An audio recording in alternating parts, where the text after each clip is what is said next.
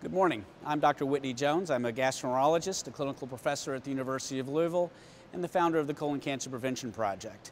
We're here to take a tour of the giant educational colon that is touring Kentucky to spread the word about colon cancer prevention and early detection.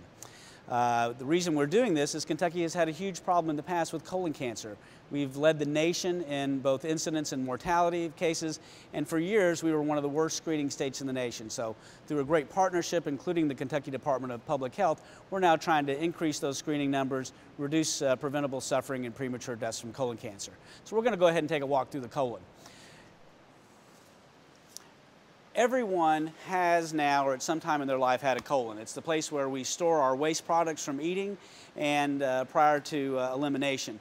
It's also, thankfully, the only place that colon cancer hides. It's about a 6-foot-long organ, and again, for the most of our lives, we don't even give it a second thought. But as we age and we get older, it serves as a site for colon polyps and colon cancer development.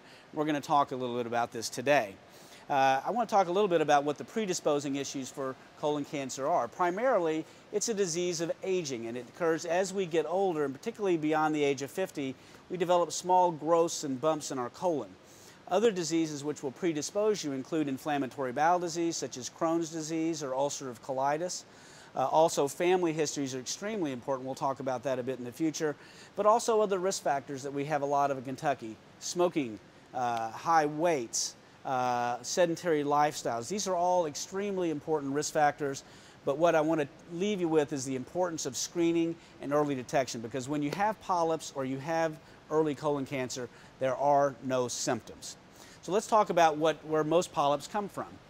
About 80% of colon polyps occur as a result of aging. 1 out of 3 men over the age of 50 have colon polyps, and 1 out of 4 women have colon polyps.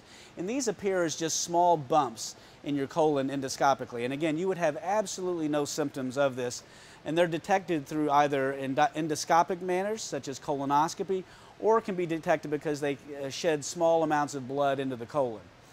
About 10% of polyps over time develop genetic changes that lead to colon cancer. But again, colon polyps and colon cancer in their earliest stages have absolutely no symptoms. So the importance of screening and prevention are great. Some of the issues from a family standpoint that you need to know about in terms of colon cancer are also demonstrated in the educational colon. Certain families have a predisposition called familial polyposis, and this is where hundreds, if not thousands, of polyps develop in the colon, and 100% of people develop colon cancer by the age of 50.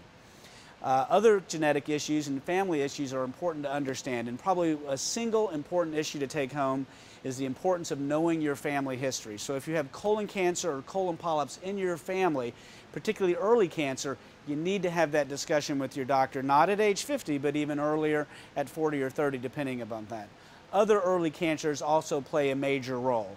So family history is an extremely important component of colon cancer.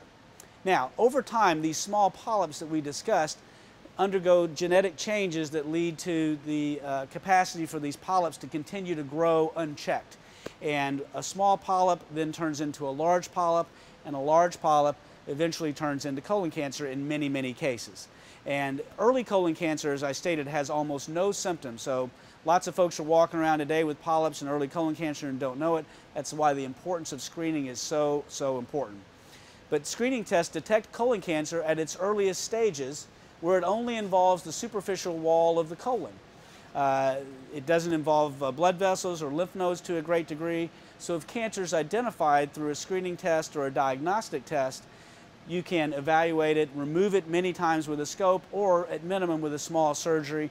Early stage colon cancers rarely require chemotherapy or radiation, and the survival for these stages are extremely high. And this is one of the benefits of early detection, like we would see in breast cancer, is finding these cancers at an early stage when there are no symptoms so that they can be removed and such.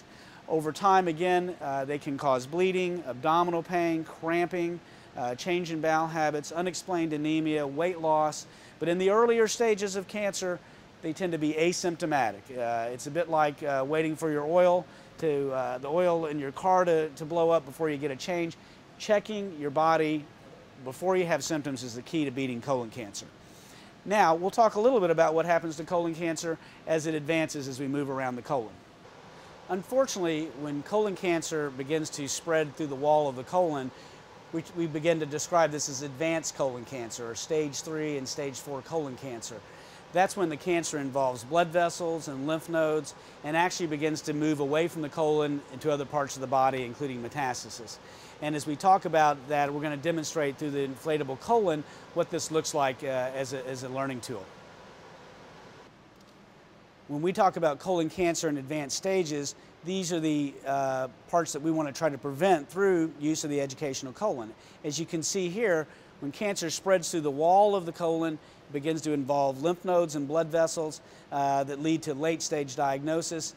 Many times these are accompanied with symptoms. The importance of preventing this through early detection can't be overemphasized. When this does happen, though, we do have therapy. We have better treatment now than ever. But again, we'd certainly like to be in a preventative mode or early detection rather than treating advanced colon cancer. As cancer spreads through the wall, it involves other organs or lymph nodes or blood vessels, and this leads to the spread of the cancer through the body, again, leading in late-stage cancer diagnosis in the state. Well, we hope this tour of the Kentucky Educational Colon has been helpful to you.